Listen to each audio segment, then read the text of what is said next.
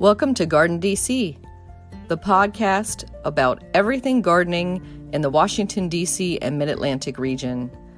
I'm your host, Kathy Jentz.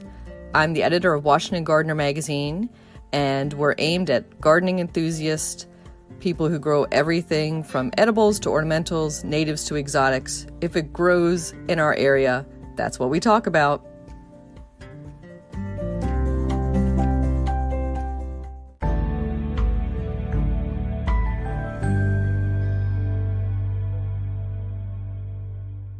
This week on the GardenDC podcast, we're talking to Barbara Malera, co-owner of Harvesting History. They're based in Kill Devil Hills, North Carolina, and they're a horticultural and agricultural products company. They sell everything from seeds to roots, bulbs, tubers, plants, garden tools and equipment, garden clothing, and garden-related books and art. Basically, anything you need to grow your garden. Welcome, Barbara. Thank you. It's a pleasure to be here. It's so great having you. And we've known each other for years, probably since right when I started the magazine is when I met you. So it's kind of like coming full circle to have you on. Oh, yes, it's been a very nice friendship. Well, thank you. And I do want to note that while Harvesting History is based in North Carolina, you are speaking to us today from upstate New York, correct? That is correct. When COVID hit and the lockdown occurred last March, I was at the Boston Flower Show with all of our inventory for all of our flower shows in the spring. And we were given 12 hours to vacate the premises. And the best that we could do was to just take everything that we had and dump it into our garages at our family home in Seward, New York. So that's where we've been. And once the various lockdowns get lifted, all of our assets will move then to Kill Devil Hills. My partner is already in Kill Devil Hills, and we will operate out of there. Wow, so it sounds like last spring was a little bit stressful. Oh yes, I think it was a little bit stressful for everybody in horticulture because so many people elected to turn their stress or to deal with their stress by gardening, which was a wonderful thing. They couldn't have chosen a healthier way to deal with the stress of COVID. But that meant that everybody was inundated. For many people who had never operated their company out of a website, it meant building a website instantaneously and then learning how to manage it. So it was challenging. We were very fortunate in that we had always been an internet company, so we knew the rigors. We just didn't plan for the degree of success that the lockdown blessed all of us with. And you mentioned you do internet orders, but of course you spend most of your spring like I do, which is going from one garden event to another, and you set up booths and you sell seed early on in the season and then seedlings later on in the season. That is correct. It's important for me to tell your viewers that when this whole idea got started, it was because a group of people had approached me in 2003 and said, I had been a venture capitalist for most of my professional life, and I was going to leave the venture capital profession. And they said, "Oh, we know a company that you would love to be involved with, but once you get involved with it, you're never going to have anything to do with us because it's such a mess and it's an impossible challenge." And that company was the D. Landreth Seed Company, and it was America's oldest seed house and probably was the keeper of America's horticultural legacy when it came to the corporate side of horticulture. It was Landreth was an outstanding example of American ingenuity and American commitment to the finest that horticulture can give us. Unfortunately, based on some very poor decisions that I made, and it was entirely my responsibility, I ended up losing Landreth in 2015. As this whole thing was coming about, the investors in a company called Page Seed Company, which was another old American seed house founded in 1896. Page's investors came to me and said, "We'd like for you to do for us what you did for Landreth." And I looked at them and I said, "You mean put the company out of business?" Um, they laughed too, and they said, "No, no, no, that's not the part we would like. We'd like for you to build an heirloom seed company that's associated with Page." And so I and the man who had been my artistic partner in Landreth set out to build an heirloom seed company for Page Seed Company, and that's what we have been doing for the last couple of years. Um, and So I was at the Boston Flower Show with all of this inventory for harvesting history when the lockdown occurred. And I know that D-Lands or seed catalogs, when you were in charge of the company, were some of my favorite reads, and I still have them, of course, on my bookshelf. They were just beautiful and filled with stories behind a lot of the heirlooms and the seeds, and that's continued on, of course, on your Harvesting History website. Well, I'm very grateful that you said that, and I have been promising our harvesting history customers that we would go back to that style of catalog as soon as we could afford it.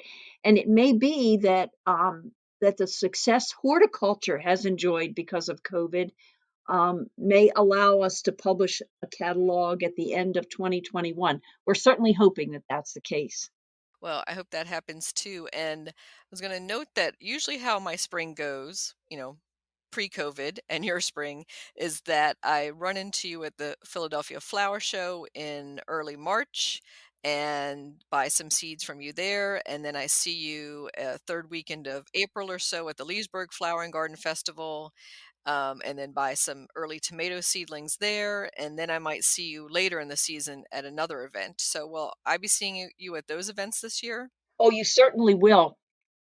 We are very excited about what the Philadelphia Flower Show is proposing for this interim year. I need to make the point that the Philadelphia Flower Show has every intention of going back to the convention center starting in 2022. But for this year, to keep its track record going as the oldest flower show in America, they are holding an outdoor flower show in Philadelphia starting that first week and continuing into the second week of June. And I think that they have done an outstanding job of dealing with the challenges and trying to honor all of the regulations that have come about as a result of COVID. I'm really excited to see what the landscaper exhibits are going to be. They sound like they're going to be fascinating and completely different than the ones that we've seen at the indoor shows. And it's when you look at the detailed drawings, it just looks like such a celebration of horticulture and the artistry associated with it. So I'm just really excited to be a part of it and very grateful that the Pennsylvania Horticultural Society would have such a commitment to their own legacy and America's horticultural legacy that they would have gone to the trouble. And believe me, Kath, it has been a gigantic management issue to bring this concept of a summer flower show to reality. It- that commitment is awesome, in my opinion. I totally agree, and I'm so excited to see how things change this year, being so much later in the season. So usually it's the launch of our gardening season, and we'll be well into it at that point. But I think it's going to be exciting. I agree, but there are also some other things that are going on earlier in the spring that I hope, given that so many of your listeners are a part of the greater Baltimore, Washington, Richmond area, that they'll support. For example, Leesburg. You and I always spend some time together at Leesburg. Leesburg is doing their form of an outdoor show. And again, to comply with all the regulations and keep people healthy, it's going to be held at Ida Lee Park this year, not along the streets in central downtown Leesburg. And it'll be interesting to uh, be a part of that venue for this one time. They are that outdoor show is one of the best organized and supported shows in the country. I Leesburg is so fortunate to have the kind of town workers that they have because they really are committed to making it an outstanding event, and it is. And also, Brave Ladue has decided to put on their garden fair. It will be held at Ladue, and it's it's sounding like it's going to be a wonderful event, a wonderful opening of America's horticultural gardens to the post lockdown period. Let's put it that way. Yes, and it's so great that many of our spring events are outdoors, rain or shine, and a lot of us vendors, of course, bring our own little tents, so you have some protection. But otherwise, it's all open to the outside air and fresh. And I'm sure everybody will be masked up and using plenty of hand sanitizer and keeping their social distance. Yeah, so it'll be interesting and fun. So- Yep, it will be. I'd love to tell your listeners that for the first time in years, and it's because we've had a little time on our hands with the COVID lockdown. We are going to be able to offer a plant that that I dearly love, and it's called the snail flower. It was a favorite, truly a favorite of Thomas Jefferson's. And if you go to Monticello, you will see the snail flower teepees in the hanging gardens. It's um, it's an extraordinary plant, as we've discussed in the past, Kathy.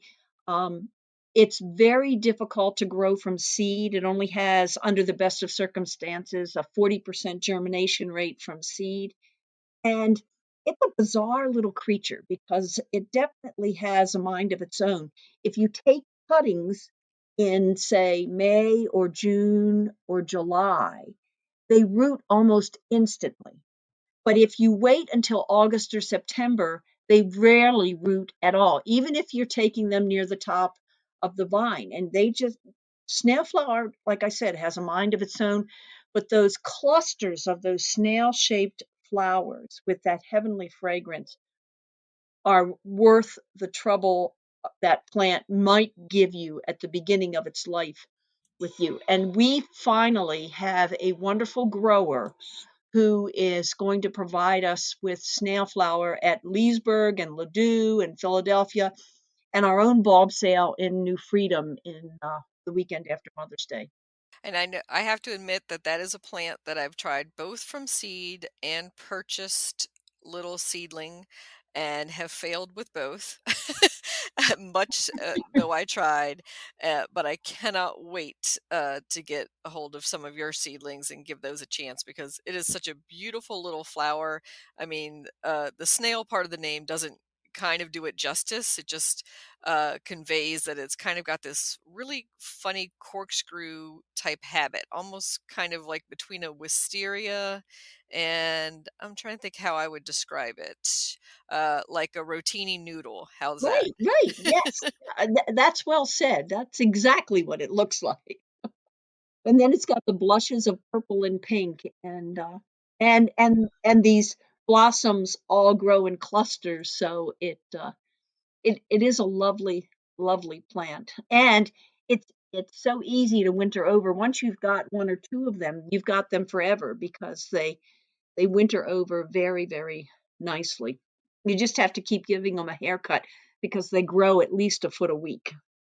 I have that to look forward to, definitely. Yeah. So, We're going to talk about in a little bit the seed industry in general and the reported seed shortage, and then share some seed starting tips. But before we get into all of that, I wanted to talk about how you got into horticulture. You had said you started with Delander seed from your previous career, but were you a gardener before that? And how did that start in your life? This is a true story. It's not a branding of Barbara story. I started growing things when I was 5 years old. I was given a packet of zinnia seed, and I lived in a row house. My family lived in a row house in Baltimore City. So we didn't have a lot of gardening space.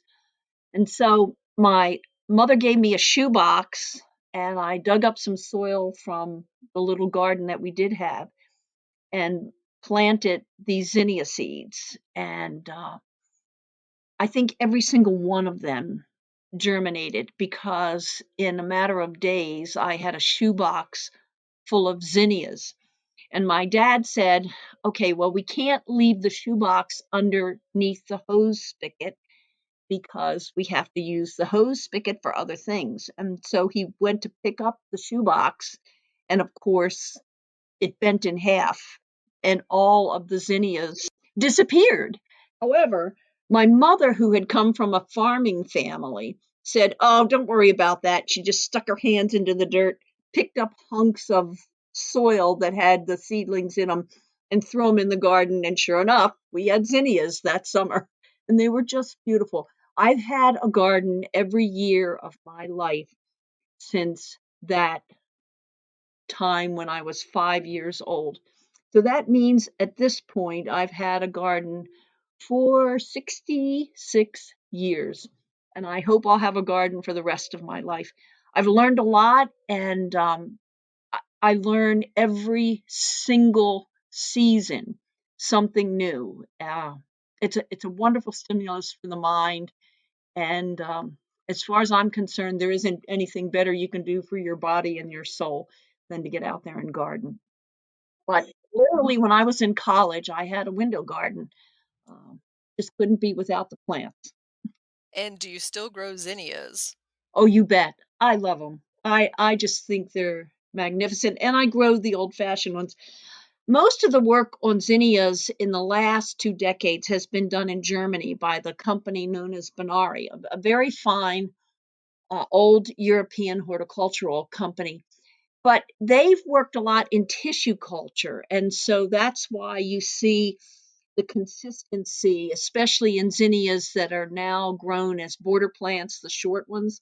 And I don't like that consistency. I love the vagaries of an open pollinated zinnia garden.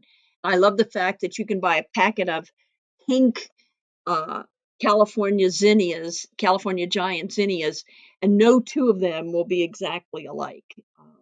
And also, when you get to the tetraploids, which are the gigantic zinnias that are even more than fully double, it's just amazing to see one of those unfold and to look at how magnificent nature can be when she's on steroids. And I think that's a great point about using a pack of seed and getting varied results, we'll call it, almost like chaotic good gardening.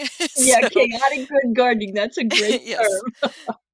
So, because it's such a fun surprise to get, let's say, a mix of the seashell cosmos, and most of them are going to be white or pink, right? Some type of range of pink, and then maybe one is almost red, and or maybe one has a little green in it. So that's always fun to see.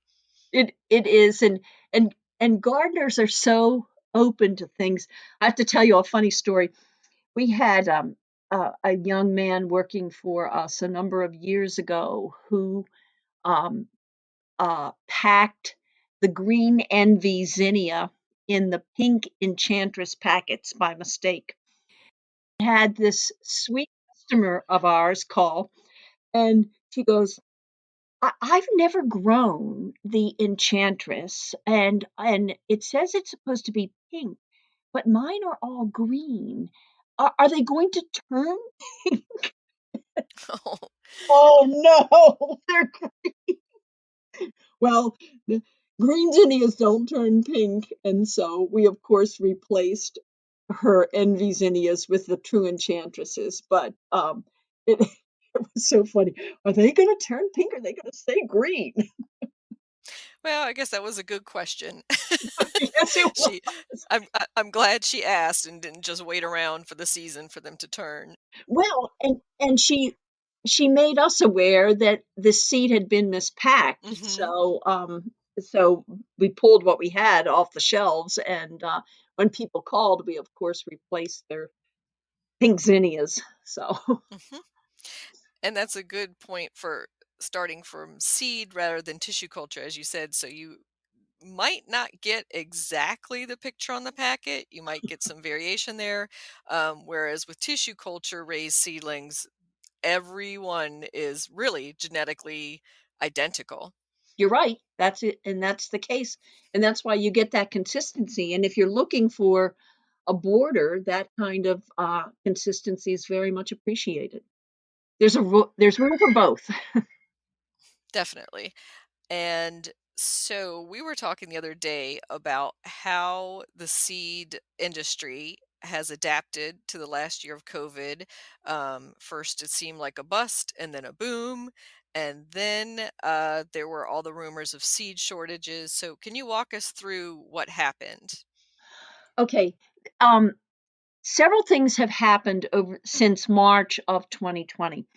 Uh, when the lockdown occurred, we were about a little more than halfway through the spring season, and everybody knows about how much seed they're going to order and how much they can sell.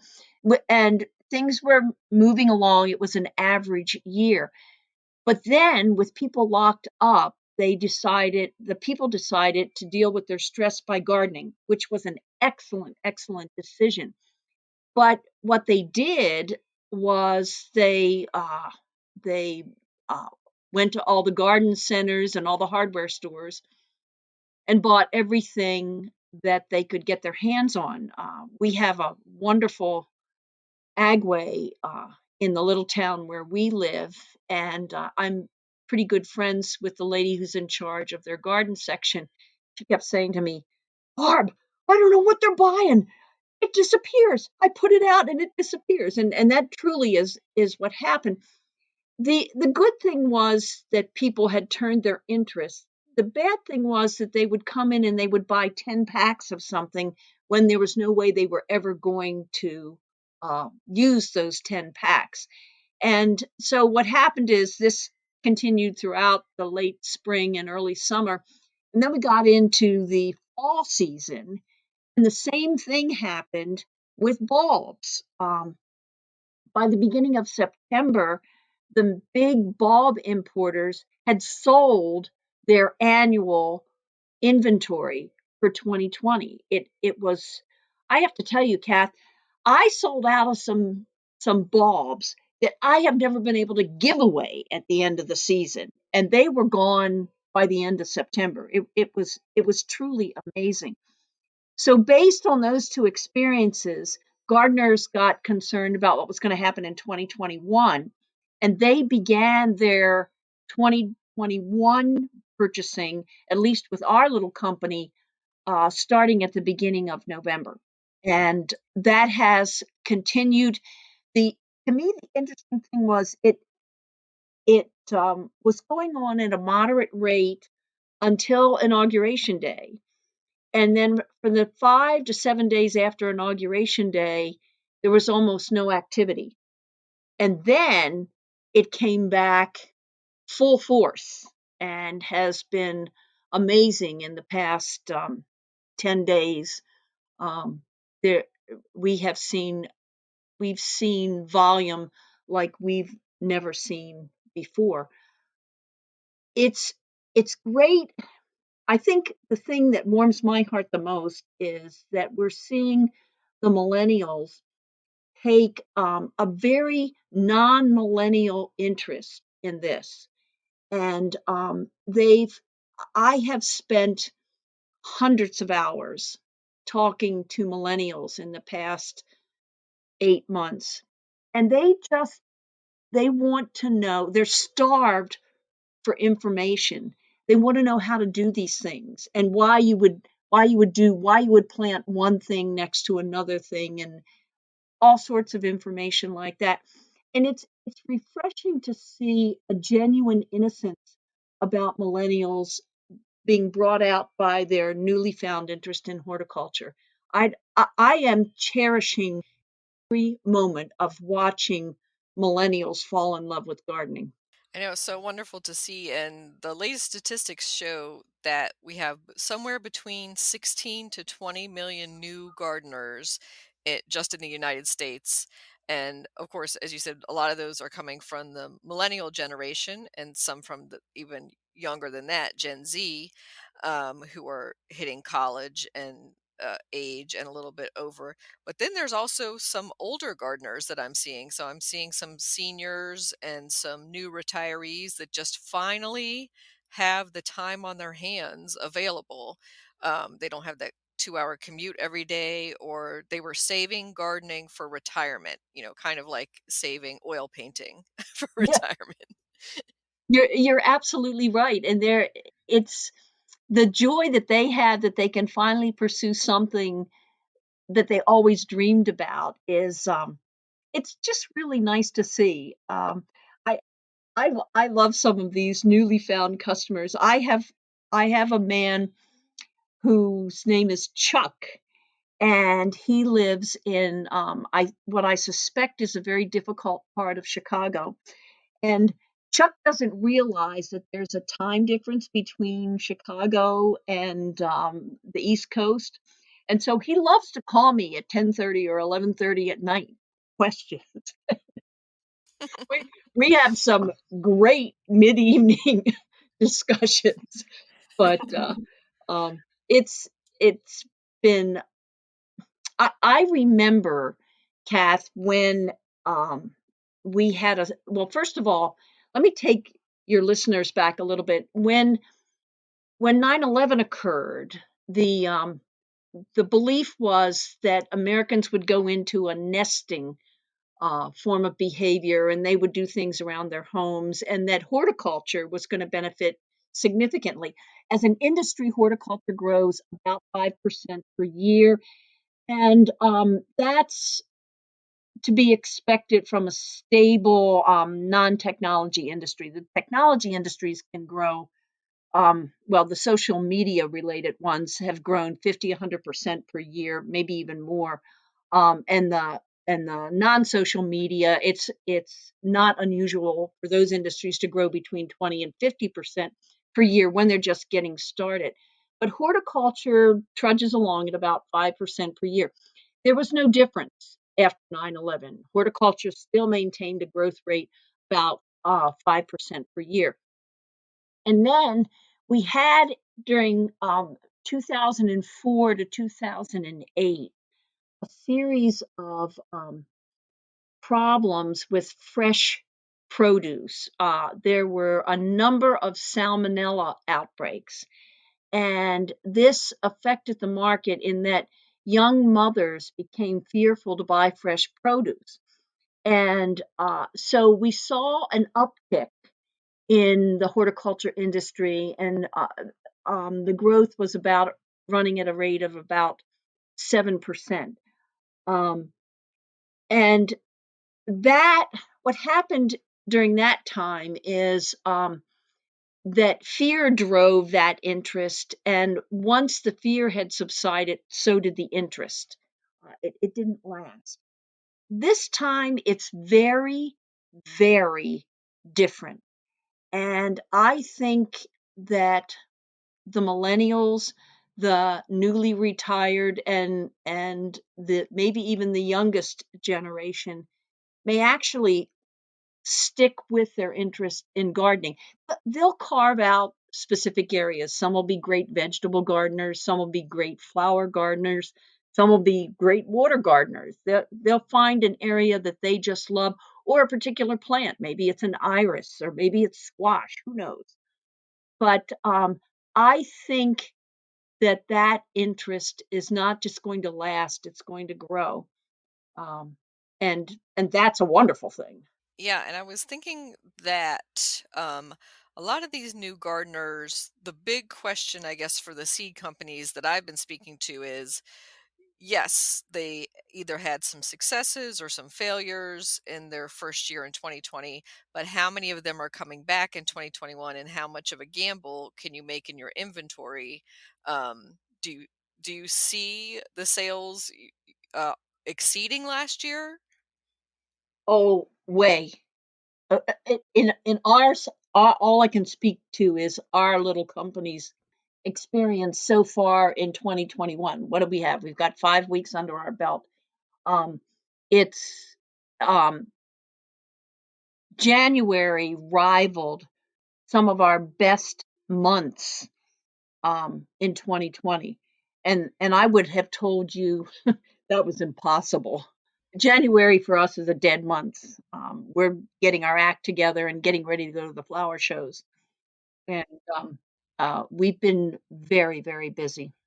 Yeah, and that echoes what a lot of the other seed companies I've been speaking to are saying in that they thought because the ordering season started earlier this year, um, back as you said in November, December, that it would taper off by January, but they only see it going up. So that bell curve doesn't seem to have hit that top point yet.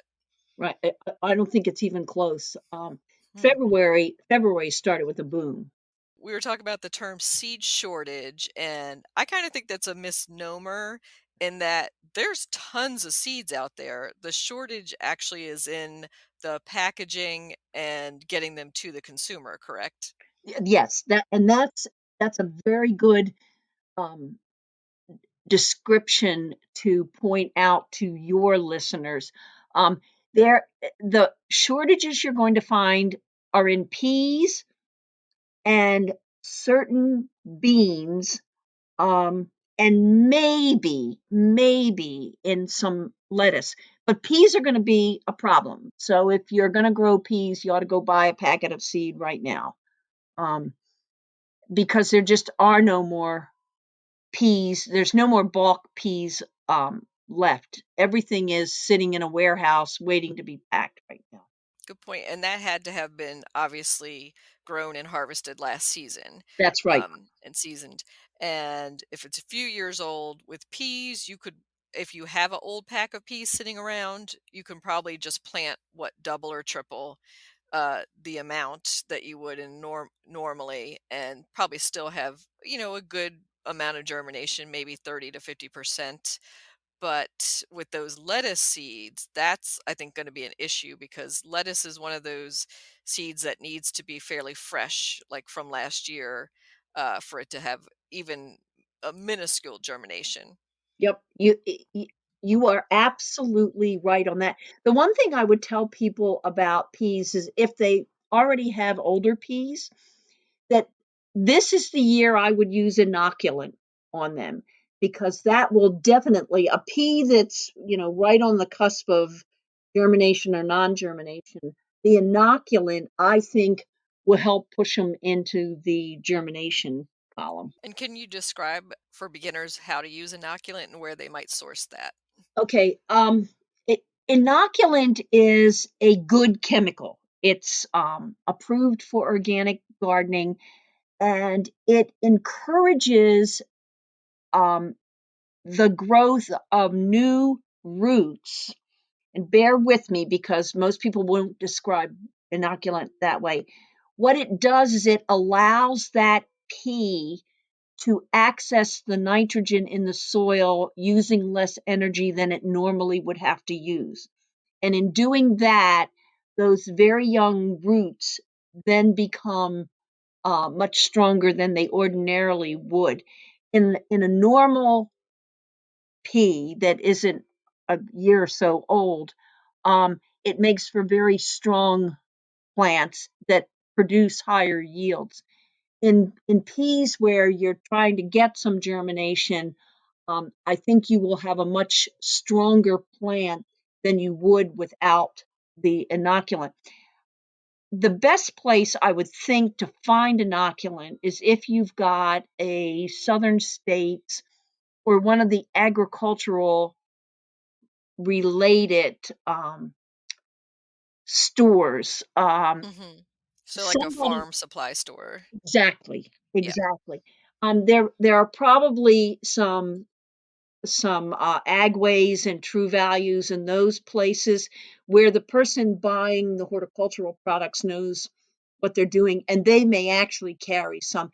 Most of the inoculants made by a company who's been around for the better part of a century called Kalo. It's Kalo, and they're the ones that are known for inoculant. That's such a great tip because I know that I don't normally add inoculant to my peas, but I try to give them a little bit of a head start by soaking them for at least 4 hours before I do put them in the ground. And that's a great suggestion. However, you were very careful to say 4 hours. You don't want to soak the peas overnight; they'll drown. Um, but 4 hours would be an ideal length of time to Mhm. soften up that exterior.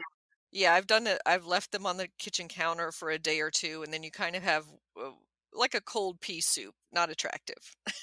So, Plus, it but smells. yes, and there is the smell too. But yeah, but doing them for an afternoon or so, it really helps, I think, with the germination. I find that they definitely germinate much earlier in the garden soil than planting them straight out in the cold soil. Oh, very true. Very true. And for the seed shortage concerns, if I were to go online to, your company or another and see that something is out of stock, should I panic? Um, well, I'd check a few other sources, but yeah, I would panic this year. There are um, there's simply not at this rate of purchasing.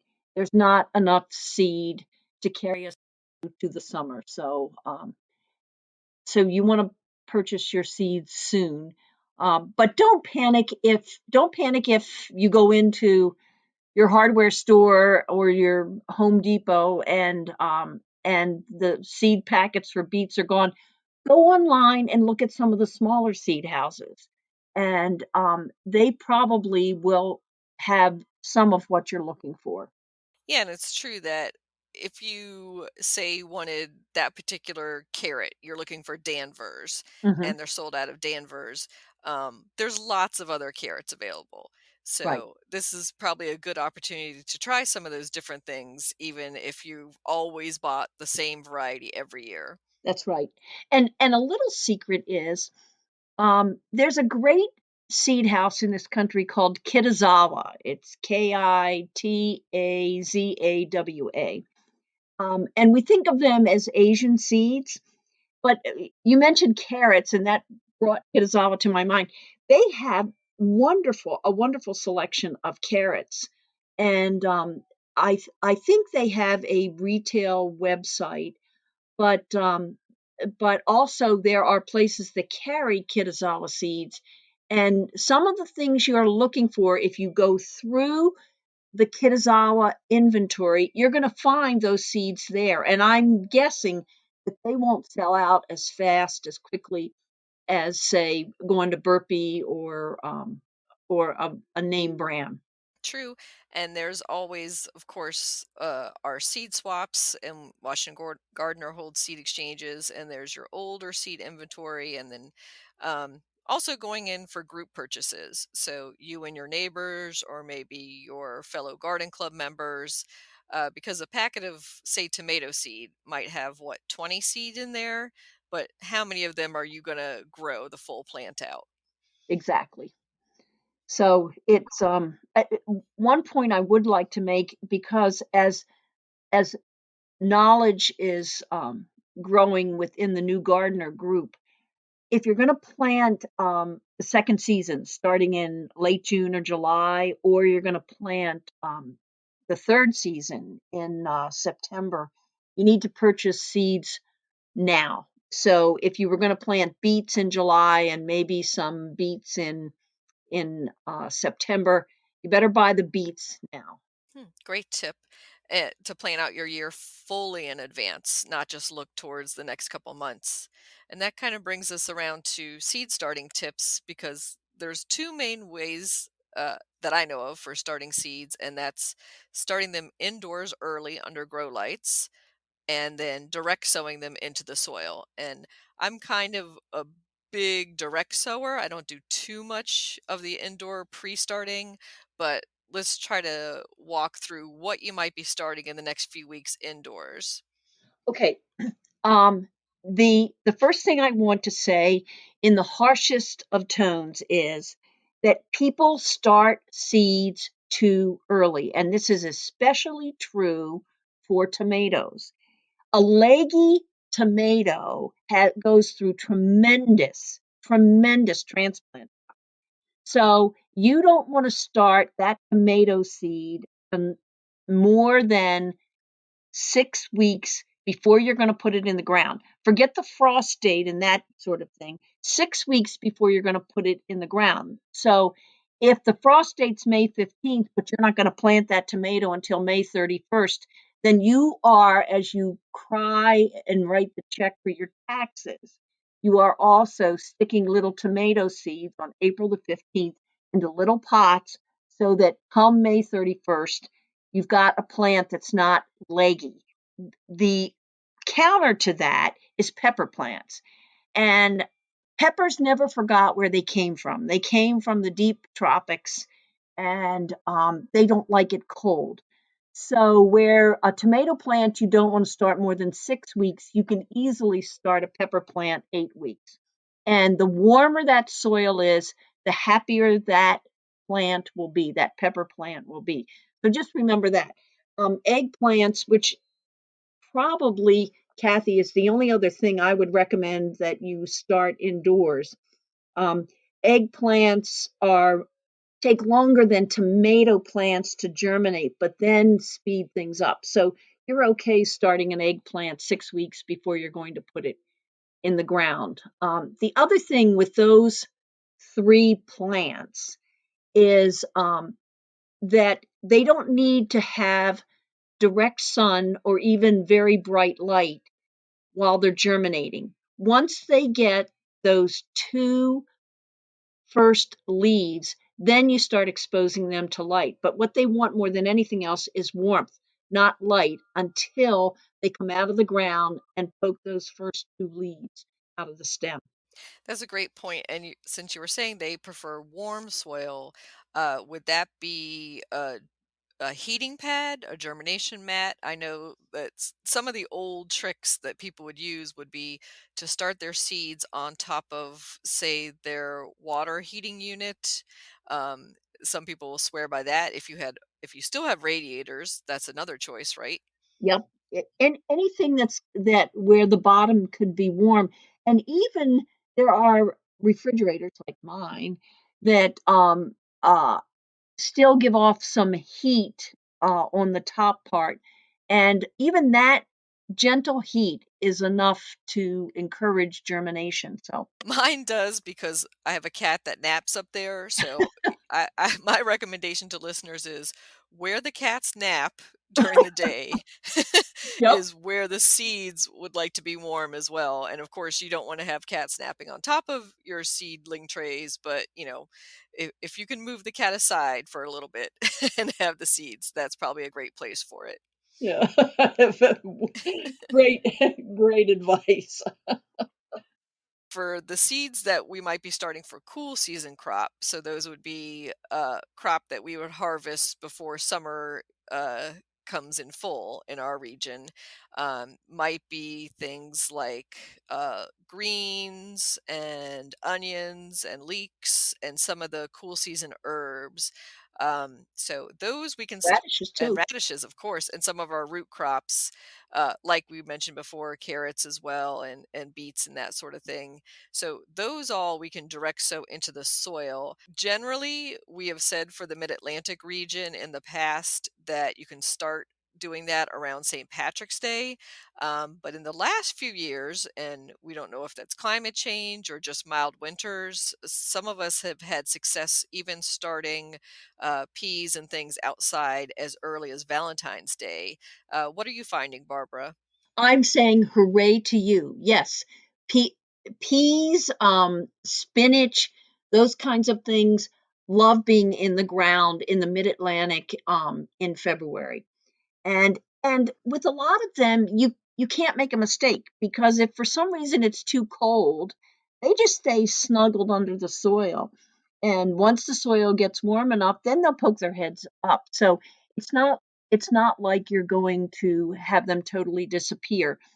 That's not always the case, but in most cases, you put them in the ground mid-February, and you'll start seeing some productivity by the end of February.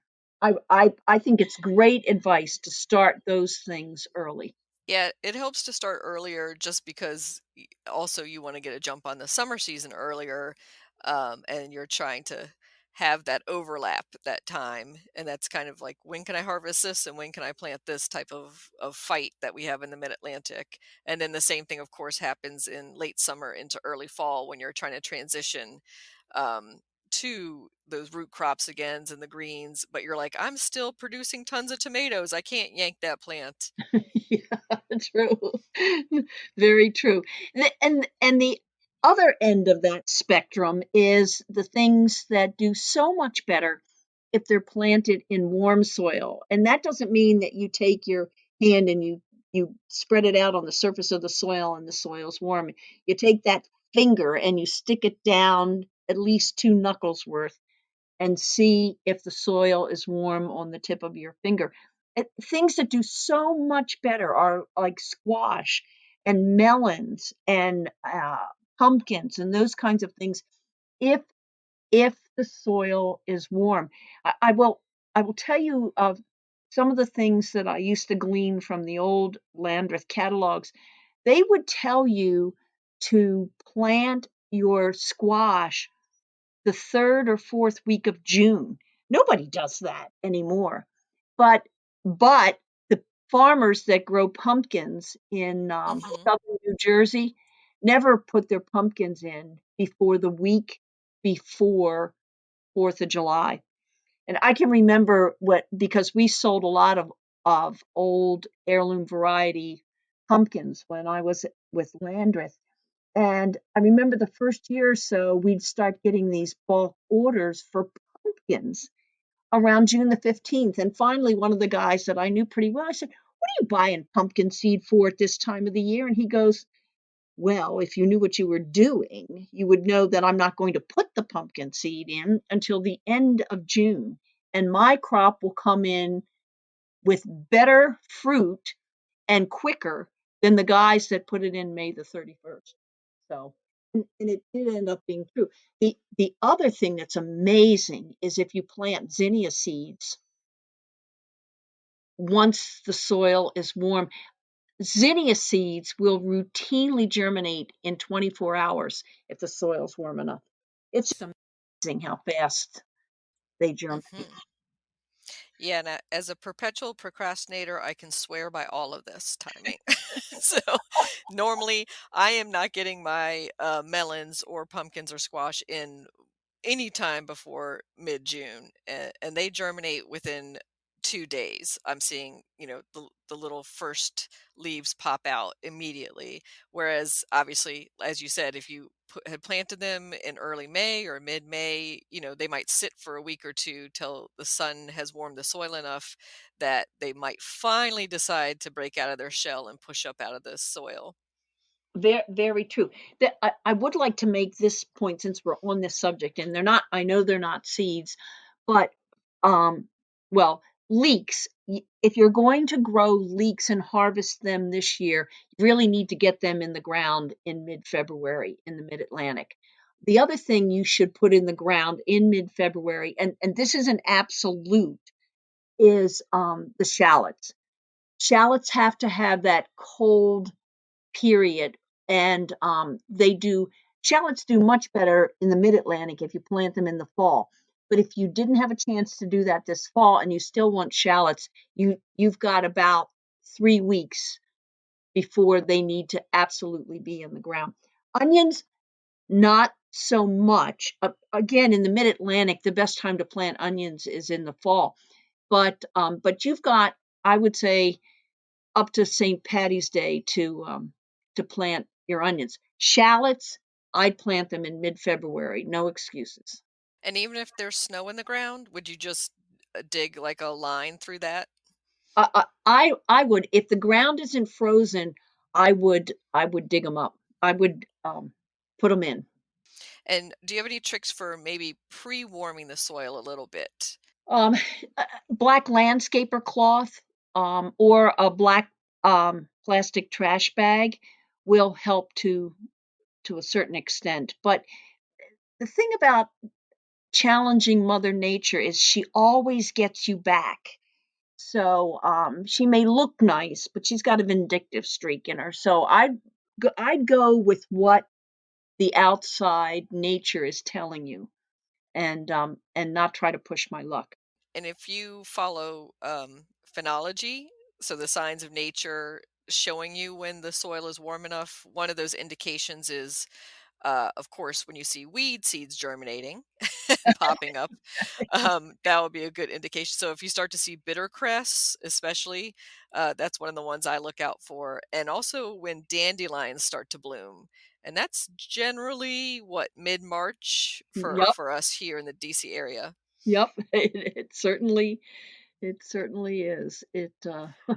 The another I will tell you another charming thing about the way the old catalogs, and this just wasn't Landreth, but a lot of the old catalogs never talked about frost date. What they would talk about is when the fruit trees were either putting out their blossoms or the first green leaves, which often came after the blossoms. And the planting time would be when you have the apple tree in full bloom, or when the peach tree has begun to leaf, which I've always thought was not just charming, but was integral to a gardener's love for gardening. Yeah, and those signals I think are much more reliable than a calendar date. Absolutely. So for herbs that we can start now from seed, either indoor or outdoor, do you have any recommendations for those? Comfrey's a great herb, but you really should, if you can find somebody that's got a comfrey plant, you should ask them to give you a slip when it comes to comfrey. The chamomile likes it cold, as does feverfew. Parsley, maybe, if you didn't already start it in the fall and had it over winter for you. Yes, but definitely not in February. Parsley, you're better off, in mid-March, in the mid-Atlantic, because you can kill parsley, if you have a prolonged cold snap where you're talking about temperatures in the 30s, especially if along with the temperatures in the 30s, you've got some rain. Um, the seed can often rot. But parsley does like to get when the soil is cool. The other thing is that basil, which I've often tried to convince our customers that your money is better spent on basil seed than basil plants, but basil doesn't like it cold. And those rust spots that you see on basil leaves are the basil plant telling you that they were overexposed to cold. So just remember that. The other thing is you will get from seed when it comes to basil, you'll get mature plants every bit as quick as if you plant a basil plant um, in the late spring. So just remember that basil doesn't like it cold, and it's a much better use of your money to buy the seed than it is the plants. And it's so quick to germinate and grow, and it's one of those herbs that you don't want to do the whole pack at once. You want to save back at least half, or maybe you want to just do a third at a time, and then reseed, say every 3 weeks. You can do as much as every 2 weeks, but I would say every 3 to 4 weeks. Yeah, that's much better advice, the 3 to 4 weeks, because the Hmm. 2 weeks isn't enough separation. Yeah, the when they tell you to do, consecutive seedings, Yeah, and they're talking almost on farmer schedules that would be growing for a farmer's market. It would be a little much for the home gardener. no, very very true. Outside of that, there's not. a lot I can offer when it comes to the herbs. Other than, boy, I'll tell you, chamomile is a really vigorous little thing.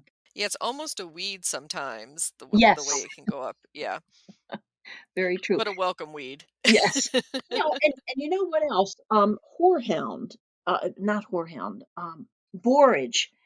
Now, borage is something that if you really are in love with the plant, you could start indoors, I would say around mid-March. You don't need to because it starts very easily from seed in the ground. But if you're just itching to plant something, borage is a good thing to try indoors. I might even do that and for our seed swap for Washington Gardner Seed Exchange that's been postponed this year to late March and early April. That might be a seedling that I could start and give out as a seedling rather than a seed. Oh, you definitely could. It takes almost no time for that plant to germinate, and it's absolutely wonderful. It's a great plant to plant in amongst your tomato plants. Yeah, and I just love having a few of those flowers, say in an ice cube or just floating in a drink as well. Yep. So, where can our listeners contact you and how do they order from Harvesting History? Okay. Let me take just a few minutes with this. We have a wonderful website, and this isn't a very humble statement, but I think in terms of horticulture, we've got the most beautiful website in the country. The photographs are not stock photographs. They're photographs from my garden or from a few horticultural gardens around the country. They've been taken, those photographs have been taken by all of us, and you can actually see the love and the beauty of those photographs. So, part of organizing the website originally, the objective was to make the website like walking through a garden. So, even if you don't buy anything from us, you can stroll through the website and enjoy the beautiful pictures. There are probably thousands of them on this website. But the website is harvesting dash, not underscore, harvesting dash history.com. Now, the other thing that I would caution your listeners is that when the kids got locked down a year ago, some of the little computer geeks decided to have these challenges where they would go into small businesses and hack their websites. And we've had a challenge with that situation. So we are rewriting our entire website. But because of the number of products on our website, it has already taken 6 months. It's going to take another 3 months before you see improved functionality. So the reason I'm telling all of your viewers this is if you start to have a problem, if you've got 5 products in your cart and you get a never-ending circling of that little thing that you see on the web page, call us. We answer the phone at all hours of the day and night, and we'll take your order over the phone. Please call us. And first of all, we love talking to you. We learn so much from each of you. Um, but also, you might learn a thing or two from us, and we may have a better suggestion than the one that you've selected. So please don't hesitate to call us. I would also add to that if you have a question, you can always email us. But what I would ask is that you include a telephone number because a lot of small businesses are finding that their emails are going directly into spam filters, no matter which browser you choose. And that is particularly true with us. And so if you give us your telephone number, we can call you and give you the answer to your question or help mitigate a problem, whatever it is.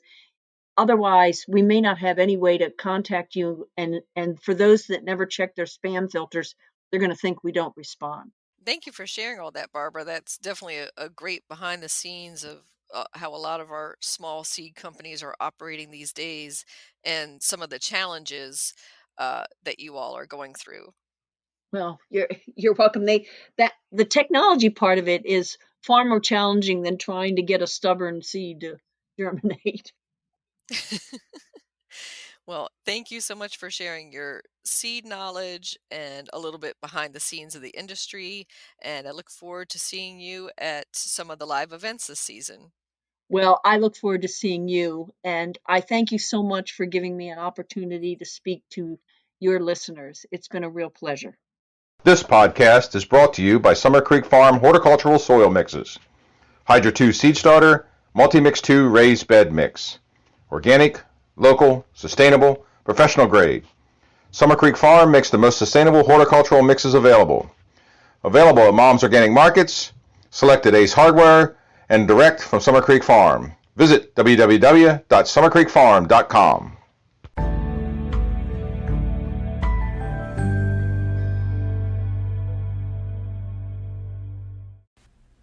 Plant profile, hen and chicks succulents.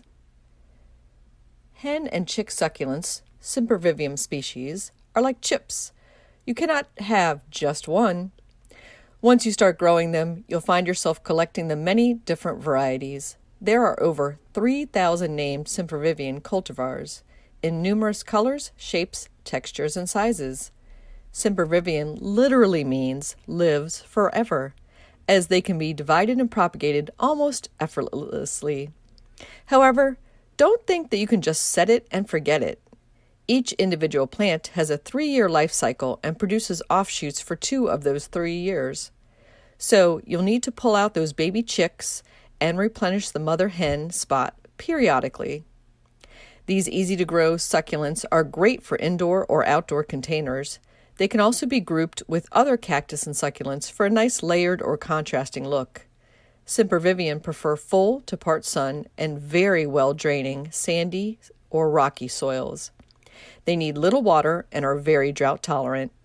Note that there are winter hardy varieties available here in the Mid-Atlantic. They are great in rock gardens and thrive in stone containers or concrete troughs. If you select a tender variety, you must bring it indoors for the winter, and they should be kept as container plants to save you from digging and replanting them out every growing season.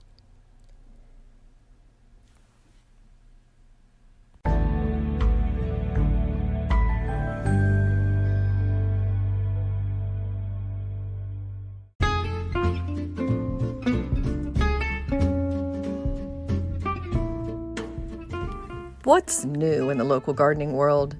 Well, my garden has mostly gone to sleep for the winter, but the winter jasmine is blooming up a storm, and I could see the bulb foliage of several minor bulbs popping up everywhere, and soon I think I'll have my snowdrops in bloom. There are several gardening events coming up, virtually of course, that you can enjoy from the cozy indoors of your home with a cup of tea, maybe in front of a nice roaring fire with a cat on your lap. I'm giving a talk myself on Thursday, February 18th, and it's titled Flowers and Plant Introductions for the New Growing Season. I curated a talk of new plants after speaking to over a dozen plant breeders and introducers, and I'm super excited to have that program hosted by the National Capital Area Garden Club's District 4 as a benefit for them. The presentation will be made via Zoom, and the fee to sign up for that is $10, and I will include the link to sign up for that in our notes for this episode.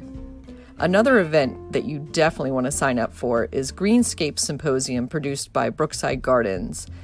It was formerly named Green Matters, so you might have known it under that title.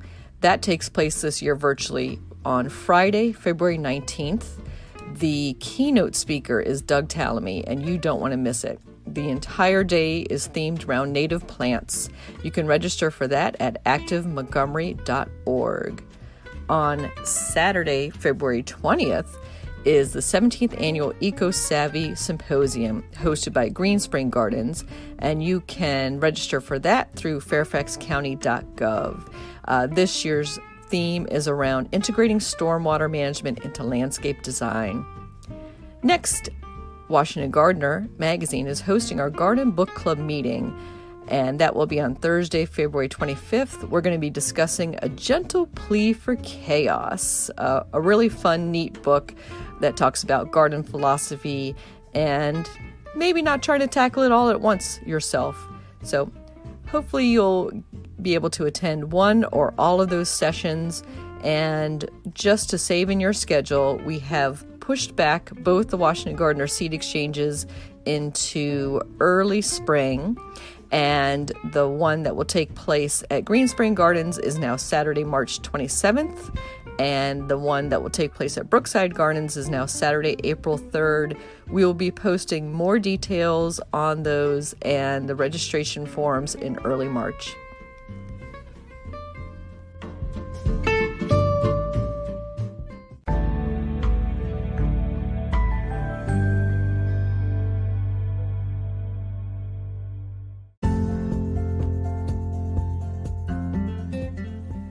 Thank you for listening to GardenDC. You can become a listener supporter by going to anchor.fm/Kathy-Gents/support. For as little as 99 cents a month, you can become a listener supporter and we'll give you a shout out in a future episode. Another way to support GardenDC is to go to WashingtonGardener.com and subscribe to Washington Gardener magazine.